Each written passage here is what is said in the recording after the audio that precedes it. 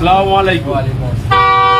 তুমি আমার একটা অনুরোধ আছে, বিশেষ করে মানে আপনার মতন যারা এই গোমাংস বিক্রি করছে তাদের কাছে আমার অনুরোধ, যদি ধরো এটা তো আমার খাদ্য, আমরা ইসলাম ধর্মে বা সবাই একবার পছন্দ করে ইসলাম ধর্ম পূরণ করছে বলে সবাই গোমাংস খাবে সেটা তো না, যার ইচ্ছা সে খাচ্ছে।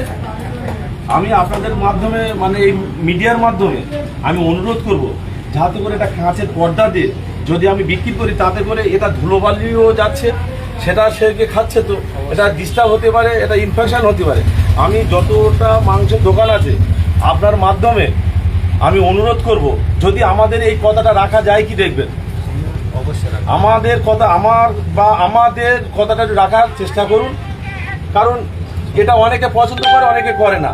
আর এই ধুলোবালি রাস্তা থেকে গাড়ি ঘোড়া যাচ্ছে, ধুলোবালিতে পড়ছে, এইটুকু বিষয়টা আপনার জানানোর জন্য আমি এখানে নামলাম।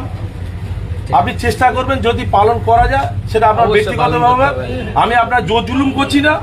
আর আমরা যে আবার এই বার্তা যেন না যায় যে বিজেপির পক্ষ থেকে এসে আমার গো মাংস খাওয়া নিষেধ করছে বা দোকান বন্ধ করে দিচ্ছে, এরকম কোনো যেন বার্তা না যায়, আমি আপনার শুধু কাজ দেওয়ার জন্য আপনার কাছে হাত জোড় করে অনুরোধ করছি।